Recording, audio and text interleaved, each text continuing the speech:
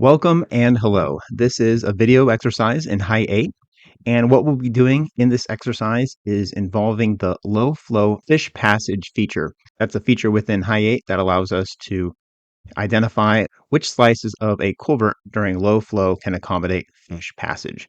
All right, let's go ahead and get started. The first thing I'm going to do is switch over to metric units. So go to the drop down, select SI units, or you can also go to units and then SI units. Okay. And let's go ahead and get started by defining our crossing data. So I'm going to click on project, go right click, add culvert crossing. And then here I'm going to call it crossing one. That's fine. We're only going to have one crossing. And now we're going to define some of the data in this dialog box to get started. All right, first is the discharge data. So I'm going to set it to what it already is here, minimum, design, and maximum. Notice that the units are reporting in metric, so cubic meters per second for our flow rates. Minimum, I'll set that to 0. That's good. Design, I'll say 10 cubic meters per second, and then maximum will be 25 cubic meters per second. This is just for defining the discharge. This is not necessarily the range of flows associated with our desired fish passage yet. So we'll get to that a little bit later. All right, the next section is tailwater data. What I'm going to set here is, say we have a downstream trapezoidal channel. The bottom width is 10 meters wide with a side slope of 2 to 1, horizontal to vertical. And then the channel slope is going to be 0.02, so 2%. And then Manning's N, 0.035, which is typical of a riverbed. All right, the last value we need to put in here for tailwater data is the channel invert. So I'm going to call that 50.0. And if you're curious to look at what the rating curve looks like, you can click on view and then click on plot. And as the flow rate increases from 0 up to 25 cms, the water surface elevation increases from 50 meters up to about 50.7 or 50.8. Okay, whatever it says right here, 50.732 at 25 cms. All right, let's carry on here. The roadway data is next. I'm going to use constant roadway elevation. So that's the first selection. That's good. First roadway station, makes sense to just start that at 0. The crest length, let's make that 30. Crest elevation, I'm going to say that is 56 meters. Remember, we're dealing with meters now. Paved roadway surface, yep, and we're going to say the top width is 7 meters wide. So that's about 22 or 23 feet, I believe. So I know there's a lot of data input at the beginning here, but we'll be getting into the analysis in just a moment. Over here is our culvert data. It's going to start us off with one culvert named culvert 1. That's fine. We'll just leave it like that. And then for the shape of the culvert, our options are circular, concrete box, elliptical, and so on. I wanted to do something different for this exercise. Let's go with user defined. And when you select user defined here, you need to define the coordinates by clicking on this define button. Just for fun, let's define a hexagon shape. So instead of a circle or a box, let's mix it up and go with a hexagon. So I'm going to say 4 different points. It's actually 6 points, but since 2 of the pairs overlap, you can just go ahead and say 4 here. For my x values, I'm going to say 0, 0.5, and then 1.5, and then 2. Okay, so I want this hexagon to have a 1 meter side length. So I did the math, and I think it's supposed to be something like this, 0.866, 0.866. That's the top and bottom y-coordinate when x-coordinate is 0.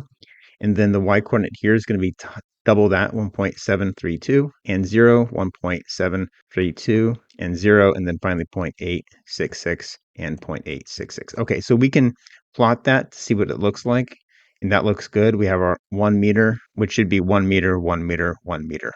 An equilateral hexagon. Okay, go ahead and click OK. This is going to be material concrete, so let's just select on concrete. The span and rise should have already been calculated. Let me click OK. Okay, there we go. So there it is. The span is larger than the rise simply because of the coordinates of how I typed it in, but this should equal an equilateral hexagon. All right, embedment depth, I'm going to say 0. And then Manning's N value, I'll leave it at 0.012 for both the top, sides, and bottom. And then the culvert type will be straight. For inlet configuration, I'm going to switch this to beveled edge, which is the bottom one here.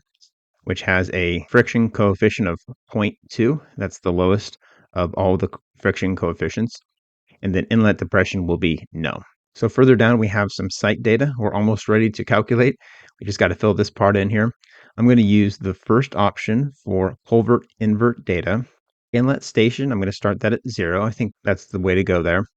Inlet elevation, I'm going to call that 50.2. Outlet station, that'll be 10. So the total length of this culvert will be 10 meters. And then the outlet elevation, I'm going to put 50.0, which is the same elevation we had here for the channel invert elevation at the tailwater end of the culvert. So that matches up 50.0 meters and 50.0 meters. There's a drop of 50.2 down to 50, so 0.2 meter drop over a 10 meter run, which results in a 2% slope through the culvert. All right, let's go ahead and click on our Analyze Crossing button, and here it is. We can see how as the flow increases from 0 up to 25 cms, then the flow through the culvert increases, and it looks like we have some roadway overtopping, which occurs when the flow exceeds 17.45. So we have a little bit of roadway overtopping at 17.5, and of course a lot more at 25 cms. Okay, this is not the focus of this lesson, but it's something that we need to set up first, have a valid crossing data and culvert data before we can click on low flow and involve the fish passage analysis. Before we do that, I'm going to return to the main screen. I'm going to click on close, click on our culvert here. This is our design discharge of 10 cms, so we don't have overtopping at 10 cms, but it's definitely inlet controlled. And if I wanted to display the front view, I can go up to display and then views, front, and then I need to right click and define the roadway culvert stations. Between 0 and 30 meters, I need to set where the cross section of the culvert crosses. So the center line of that one hexagonal culvert barrel, I'm going to say is centered. I'll just say 15 meters. Click OK. And then boom, here's the plot. I'm going to do away with the legend just so I can see it a little bit better. All right, cool. Our invert right here is 50.2 feet. All right. So now we're ready to move on to our low flow analysis with regard to fish passage. So I'm going to go right click, and then actually another way to access this is you go to culvert and then low flow hydraulics, or you can click on this button right here, the low flow hydraulics. You can also undock that particular toolbar. This is the culvert toolbar. So if you don't see it, you can just display toolbars and then check on the culvert toolbar, which I just checked off, but I'm just demonstrating how to check it back on. Okay, it added it right here for me. I'll just dock that right here and then click on the button for low flow hydraulics. Over on the left panel, we have the different pages, and you want to work through these pages from top to bottom. In fact, the HY-8 program won't let you do it any other way because there's validation and it starts you at the top page. So in order, the pages are input reach data, gradations, align and size culvert, and finally the results table. So here on the input reach data page, okay, I just clicked it and it's already trying to validate. Here's the data that I need to provide. I'm going to say the lowest flow that I expect aquatic organism passage or fish passage to occur is 5 cms. So I'm going to just select 5 cms from the dropdown. If the flow rate that you desire is not listed here, you can just go ahead and type it in. But all of mine are listed. The highest flow rate that I expect the fish passage to occur is 10 cms right there. And then the peak flow I'm going to say is 25 cms, even though the analysis is done for 5 cms and 10 cms. All right, these next two fields are probably most critical, and they're also species dependent.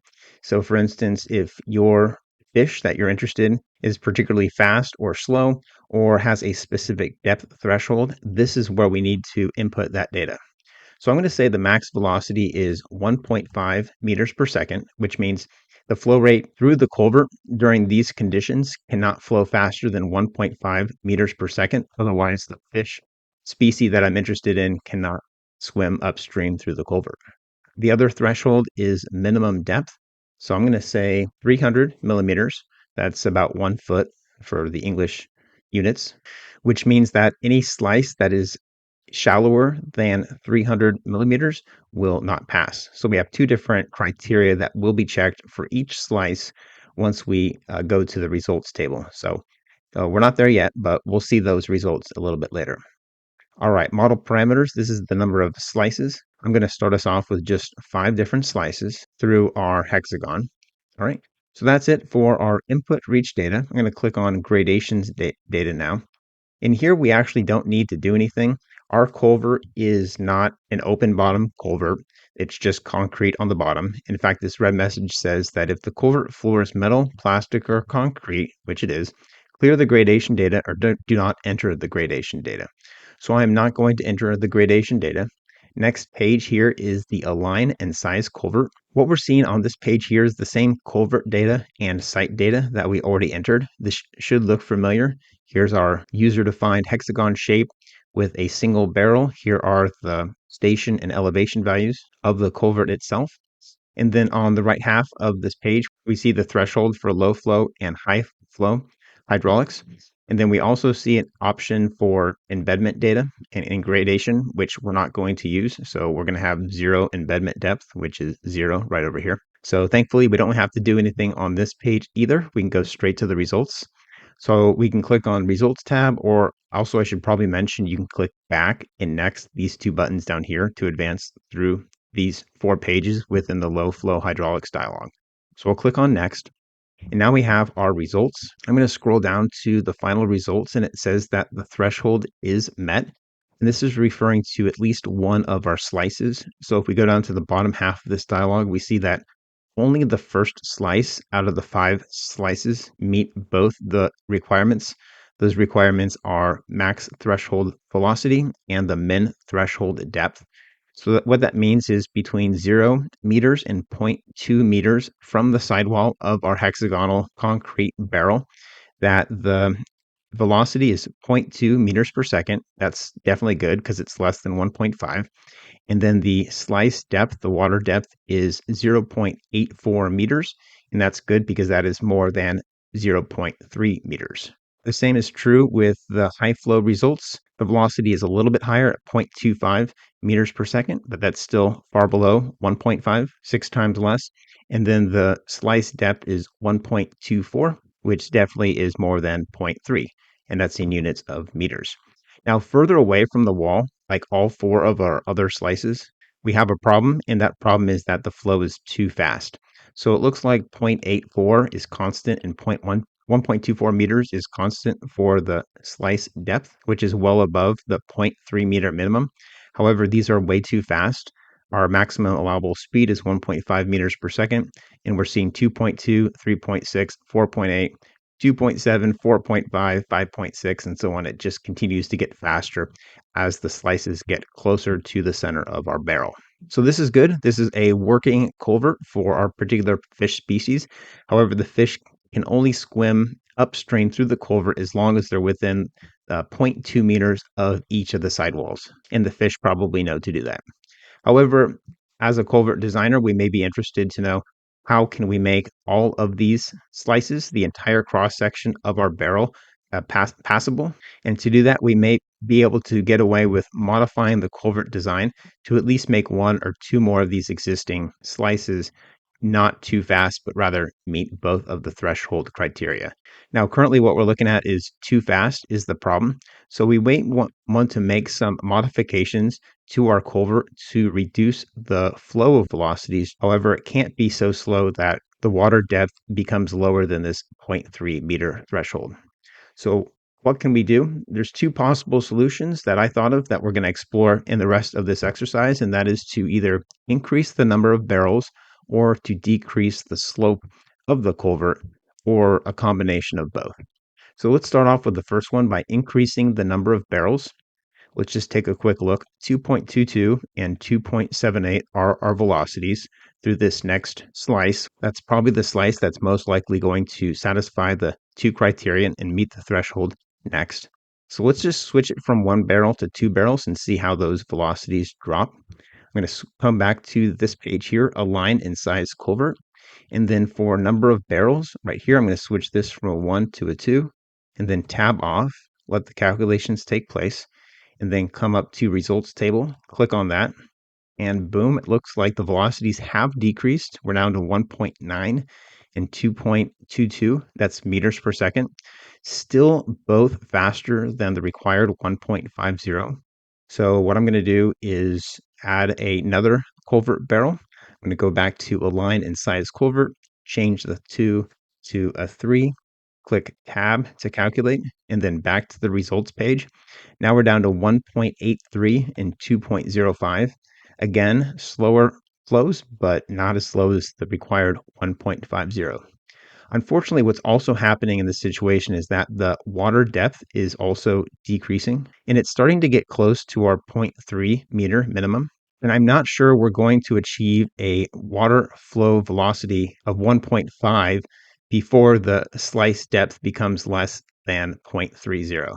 Let's go ahead and try a few more. So if we switch it to 4 culvert barrels, of course, increasing the number of barrels is probably going to cause some other problems. You may not even have room for 4 barrels. Okay, so that didn't work.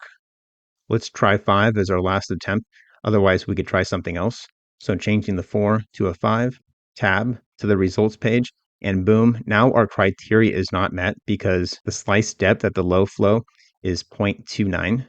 The water depth is below the allowable 0.3 meters. However, it looks like 0.95, we finally have achieved a flow rate that's slower than 1.5 meters per second, which is why it says too shallow here and too shallow for our errors.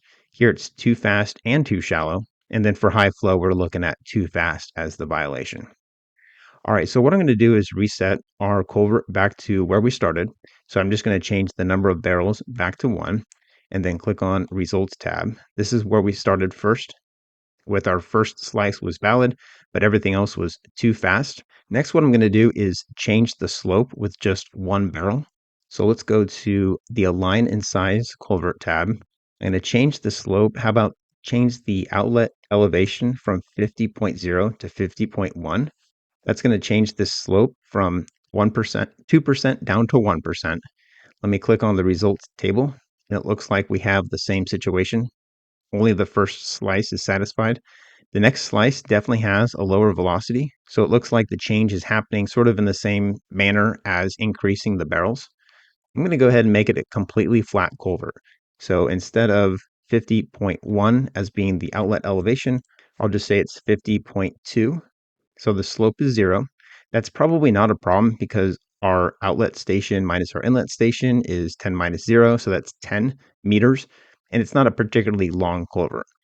All right, so let's go back to the results. Interesting, during high flow, we actually satisfy that second slice, but not during the low flow.